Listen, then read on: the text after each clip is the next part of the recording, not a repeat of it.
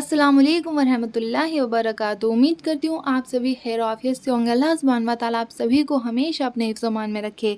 तो आज की वीडियो में मैं आपको बताऊँगी दुरूद शरीफ पढ़ने की फ़जीलत।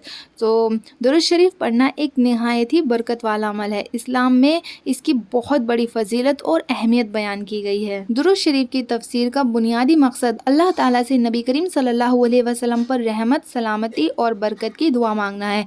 इसका मफ़हूम कुरान और हदीस की रोशनी में बहुत गहरा है। अल्लाह ताला की रहमत का नुज़ूल हदीस मुबारक के मुताबिक जो शख्स नबी करीम सल्लल्लाहु अलैहि वसल्लम पर एक मरतबा दुरूद भेजता है, अल्लाह ताला उस पर 10 रहमतें नाजिल फरमाता है, उसके 10 गुनाह माफ़ करता है और उसके 10 दर्जात बुलंद फरमाता है। दुआ की कबूलियत का ज़रिया हज़रत उमर फ़ारूक रज़ी अल्लाह ताला अन्हु का कौल है कि दुआ ज़मीन और आसमान के दरमियान लटकी रहती है और उस वक्त तक ऊपर नहीं जाती जब तक कि उसके साथ नबी सल्लल्लाहु अलैहि वसल्लम पर दुरूद ना पढ़ा जाए। इसलिए दुआ के शुरू और आखिर में दुरूद पढ़ना कबूलियत की अलामत है। क़यामत के दिन नबी सल्लल्लाहु अलैहि वसल्लम का क़ुर्ब।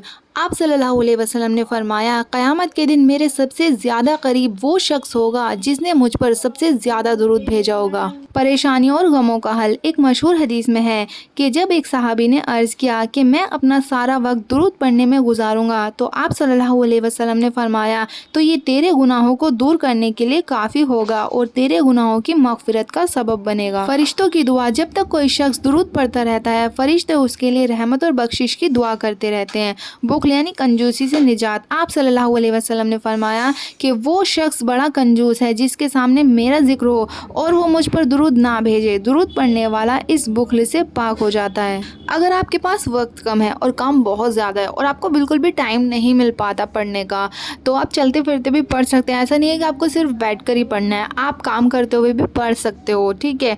तो आप सबसे छोटा दुरूद शरीफ पढ़ सकते हैं। तो सबसे छोटा दुरूद शरीफ कौन सा है मैं आपको बता देती हूँ। तो सबसे छोटा दुरूद शरीफ है सल्लल्लाहु अलैहि वसल्लम। ये सबसे छोटा दुरूद शरीफ है जो बहुत ही ईजिली सबको पता ही है और याद भी हो जाता है। जिनको बिल्कुल भी पढ़ना नहीं आता तो वो भी इसको याद कर सकते हैं, ठीक है। तो आप ये वाला दुरूद शरीफ पढ़ सकते हो। दर्जात की बुलंदी और गुनाहों की माफ़ी। एक और रिवायत के मुताबिक एक बार दुरूद पढ़ने से 10 नेकियां लिखी जाती हैं, 10 गुनाह माफ़ किए जाते हैं, 10 दर्जात बुलंद किए जाते हैं। दुरूद शरीफ सिर्फ एक वजीफ़ा नहीं बल्कि नबी सल्लल्लाहु अलैहि वसल्लम से मोहब्बत का इजहार है। बेहतरीन दुरूद दुरूद इब्राहिम जो हम नमाज में पढ़ते हैं सबसे अफजल है, लेकिन छोटे दुरूद जैसे सल्लल्लाहु अलैहि वसल्लम पढ़ने की भी वही फजीलत है। दुरूद इब्राहिम ये सबसे अफजल और सही तरीन दुरूद है जो हम अपनी रोज़ाना की नमाज में पढ़ते हैं। इसकी फजीलत सबसे ज़्यादा है क्योंकि इसे खुद अल्लाह के रसूल सल्लल्लाहु अलैहि वसल्लम ने सिखाया है।